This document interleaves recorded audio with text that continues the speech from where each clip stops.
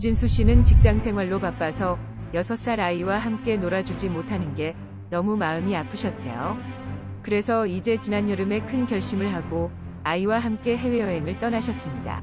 그런데 행복한 꿈만 꾸고 떠났던 여행에서 하늘이 무너지는 아픔을 겪게 되는데요. 그토록 사랑하는 아이가 바닷가 물놀이를 갔다가 안전사고로 사망하고 만 것이죠. 절망감과 우울한 상태로 지내던 엄마는 간신히 마음을 추스른 다음에 여행을 떠나기 전에 가입을 했었던 여행자 보험의 보상을 받기 위해서 보험회사에 전화를 하게 됩니다. 그런데 보험사에서는 보상을 해줄 수가 없다, 이렇게 됐단 말이에요. 어린아이와 함께 떠나는 여행이라서 더 걱정을 하고 가입을 했던 보험인데 아이가 다친 것도 아니고 아이가 사망을 하게 됐는데도 보상을 해줄 수가 없다. 여러분 안녕하십니까. 돈에 빠진 남자 돈빠남입니다. 김한태입니다. 백종선입니다. 네, 오늘은 좀 시작을 하면서 좀 가슴 아픈 이야기를 해드려야 될 것 같은데 이거 정말 이해할 수 없는 그런 사례인데요. 이게 너무 가슴 아픈 그런 사연인데요. 네. 실제로 이런 일은 수시로 우리 주변에 일어나는데 보도가 안 됐을 뿐이죠. 우리는 흔히 사고나 질병에 대비해 보험에 가입할 때 사망보험금은 당연히 포함되고 있다고 생각하기가 쉽습니다. 예. 사실 여행자 보험도 기본적으로 사망보장이 포함되는 경우가 많은데 그런데 만 15세 미만의 어린이는 법적으로 사망보장보험에 가입할 수가 없습니다. 그래요. 상법 제732조 15세 미만자 등에 대한 계약의 금지라는 항목에는 15세 미만자, 심신상실자, 심신박약자의 사망을 보험사고로 한 보험사고는 무효로 한다고 규정이 되어 있기 때문입니다. 이게 조항이 있다는 얘기인 그렇죠. 거잖아요. 이런 조항이 왜 있나 싶은데 사실 이 내용을 보니까 뭐 심신상실자나 심신박약자의 사망보험은 그래도 어느 정도 약간은 이해가 가기는 하는데 사실 청천벽력 같은 거잖아요. 사랑하는 자식을 잃은 사고인데 이럴 수가 있는가. 이 상법 조항이 2009년 4월에 네. 생겼는데요. 당시에 그 생각을 해보시면 글로벌 금융위기가 찾아왔고 힘들 때였죠, 힘들 예. 그런 상황이었죠. 먹고 살기 힘들다는 그런 이유로 보험금을 노리는 부모님들이 자녀를 살해하거나 아이고.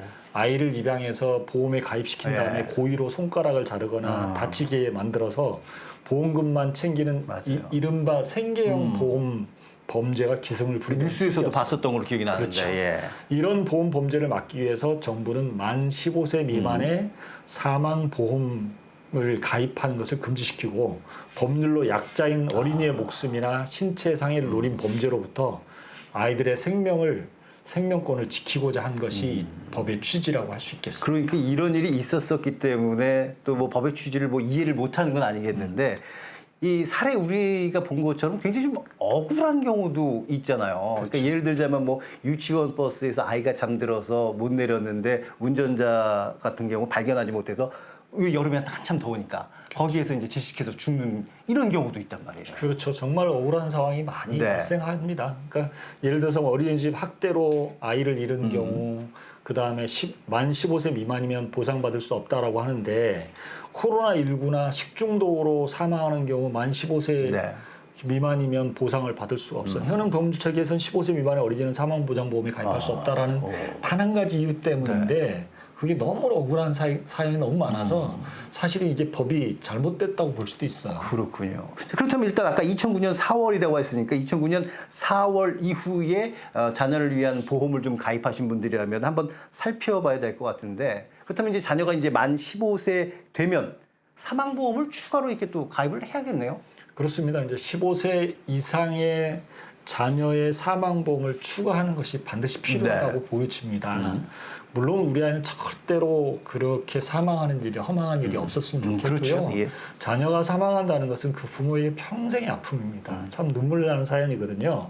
근데 이 15세 이상의 자녀의 사망 보장을 추가하는 방법은 크게 세 가지가 있는데요. 첫째는 사망을 담보로 하는 새로운 보험에 가입하는 겁니다.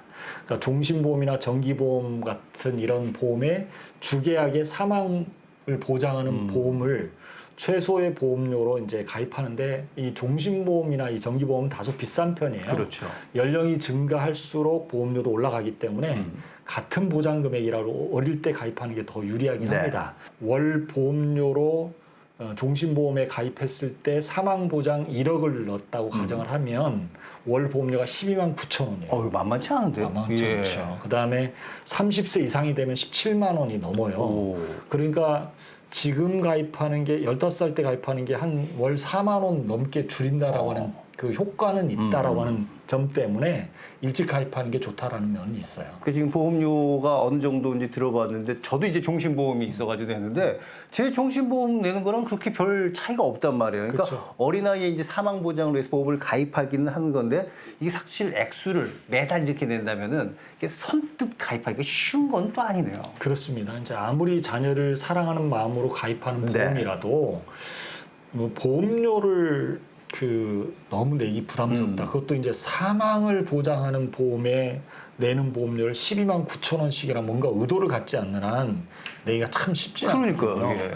그래서 이럴 경우는 제가 추천하고 싶은 것은 자녀를 위한 사망 보장은 이 아이가 30살 되기 전까지 그 잠깐의 기간 동안 한 15년 요 기간 동안에 정기보험으로 가입하는 게 좋은데 그때는 사망률이 현격하게 낮기 때문에 보험료가 낮아요. 그래서 30세 될 때까지만 30세 만기 정기보험으로 가입하게 되면 이제 10년, 15년짜리로 가입하게 되면 가입할 때 보험료가 종신보험의 10분의 1이면 돼요. 그러니까 지금 12만 원이라면 12,000원이면 사망 보장을 할 수 있기 때문에 이렇게 가입하는 게 훨씬 좋다고 말씀드리고 싶어요. 근데 이제 얘기를 듣다 딱 제가 이제 떠오르는 게 이게 꼭 새롭게 보험을 가입해야만 되는 것인가? 이미 만약 아이의 보험이 있다면 여기 사망보험은 어떻게 추가로 가입하는 방법이 없을까요? 눈치가 빨라졌어요. 진짜. 제가 제대로 짚은 거예요?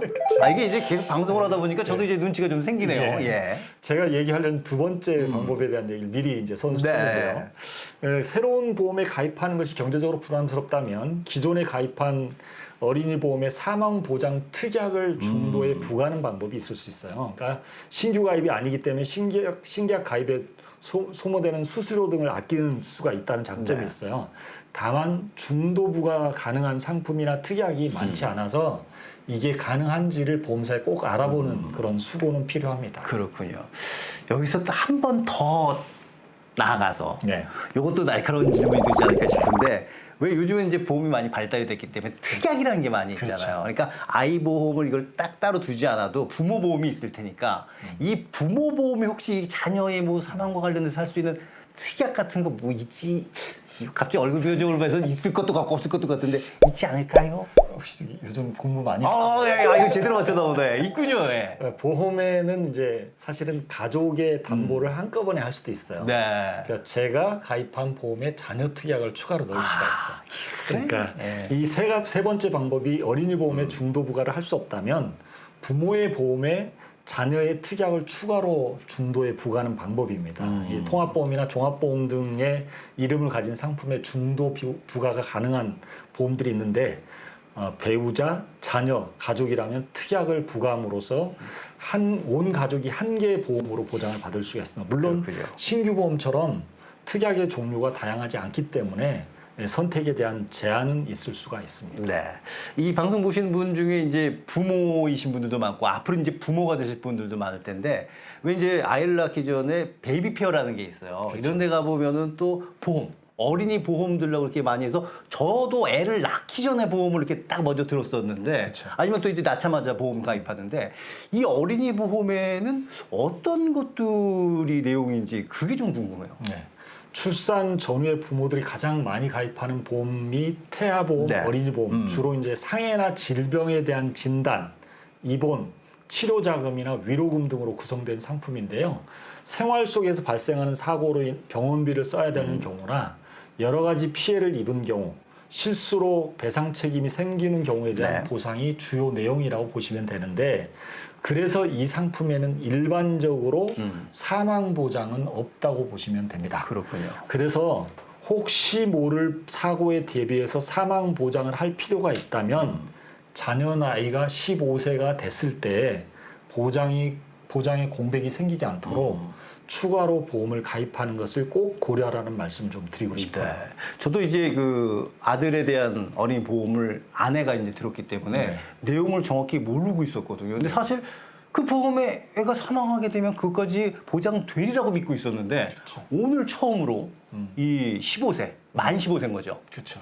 이 내용을 알게 됐습니다. 그렇다면 이제 아이를 데리고 이제 해외여행 많이 가시잖아요. 네. 근데 만약에 아까 사례도 그렇지만은 이 해외여행을 떠는 경우에 자녀들 혹시 피해가 발생할 수 있으니까 이 피해 보상을 받으려면 어떻게 해야 될까요? 그러니까 여행보험에서는 기본적으로 그러니까 보상해 주는 네. 것이 상해, 질병 발생 시 또는 그 분실 시 과실에 대한 보상을 해야 되는 것들을 보장받을 수 있는데 네.